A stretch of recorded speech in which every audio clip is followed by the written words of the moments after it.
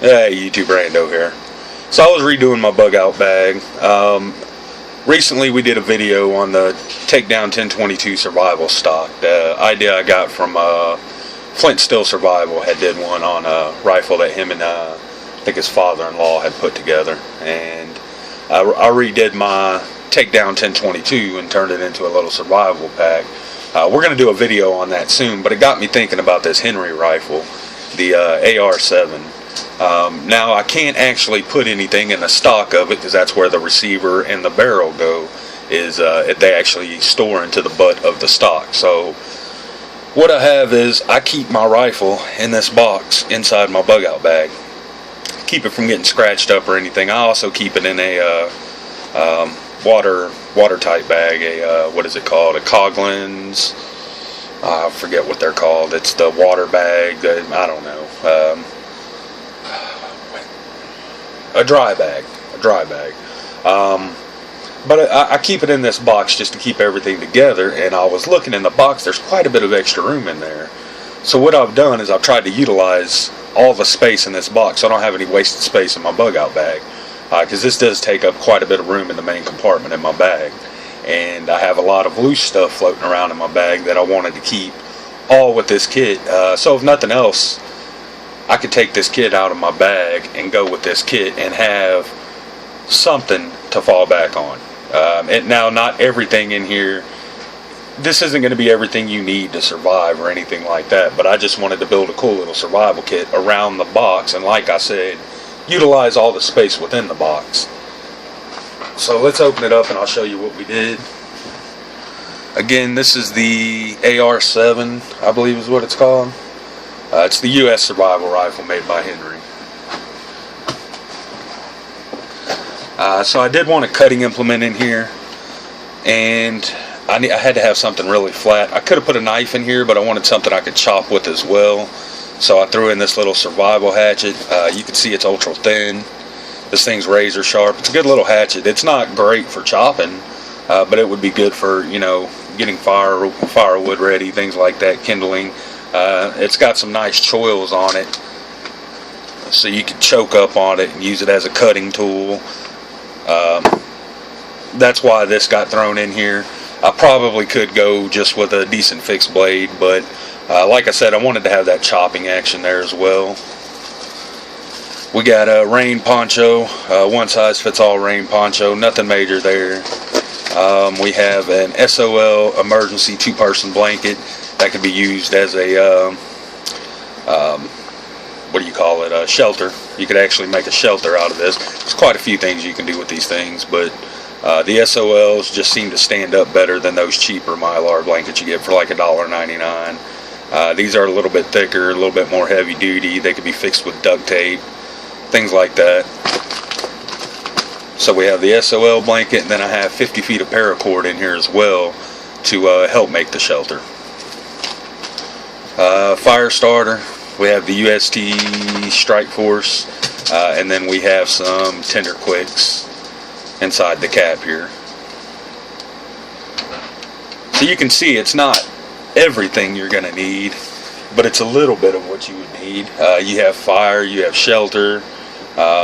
You could use them to use the Mylar blanket or the poncho for rain collection, things like that.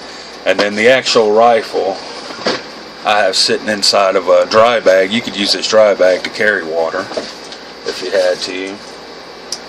I know everybody's seen the rifle before, but we'll throw it out there anyways. I'm not going to open it up and put it all together.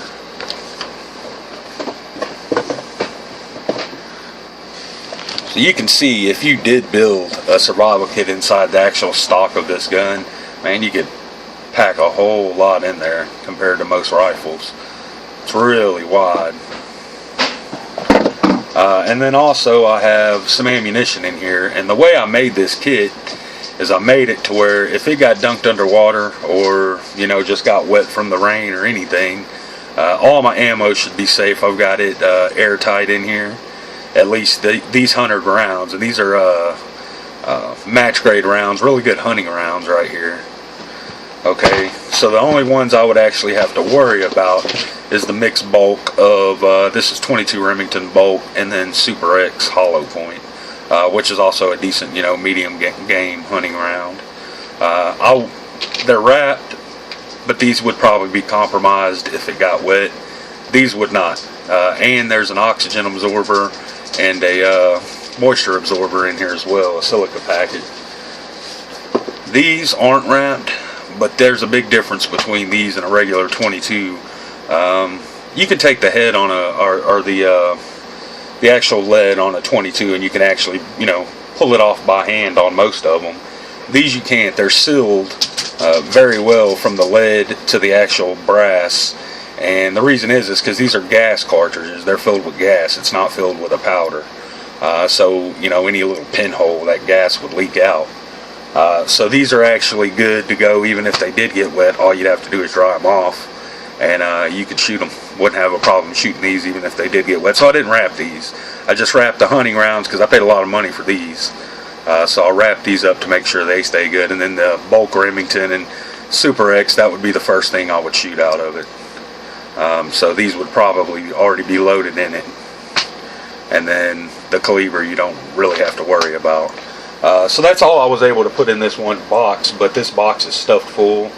And like I said, I think I utilized the space really well for what I wanted to do. I could probably throw some, water purification tablets or something like that down in there. Maybe some fishing string, fishing hooks, things like that, and have a little bit extra down in there. So we might end up doing that eventually, but for now, I'm going to throw this together and throw it in my bug out bag, and it keeps all this stuff out of the pockets of my bug out bag. So I have more room in my bug out bag. This kit altogether still weighs less than 8 pounds. It's like 7 3/4 pounds. I put it on the fish scale last night and weighed it out before I did the video. I forget exactly what it was, but I want to say it was like 7 3/4, somewhere in there. It was less than 8. So it's not real heavy. It would be easy to carry. Even if you didn't have your bag, you could use this bag and some of that paracord and make a little backpack to carry all this stuff in, and then you could have the rifle, put together and carry the rifle in your hand. So you could still have a little bag for all this stuff out of the dry bag and the paracord.